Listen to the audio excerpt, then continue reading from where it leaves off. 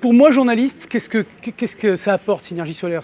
Pour moi, c'est une passerelle magnifique entre des acteurs locaux, des acteurs nationaux qui travaillent, des artisans hein, même parfois, ou des industriels qui travaillent sur le territoire européen, français, et qui ont trouvé avec vous une passerelle vers d'autres lieux, vers d'autres horizons, d'autres frontières.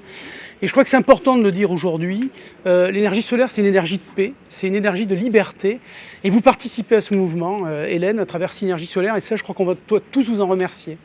Ce que je pense, c'est que vous apportez beaucoup aux pays émergents, vous apportez beaucoup à des gens qui ont aujourd'hui besoin de lumière, d'électricité, mais vous apportez aussi, et ça vous le savez, aux artisans, aux industriels et aux gens qui travaillent chez nous.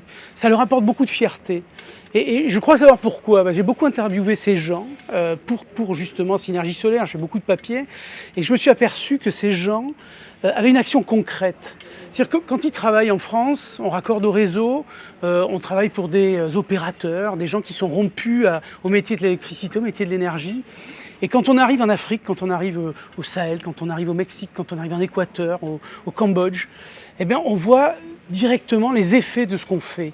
C'est-à-dire qu'on met des panneaux comme ça sur un toit et on se dit quand on rentre comme ça en Europe après, tiens, il y a des enfants le soir qui apprennent à lire parce qu'on a fait ça.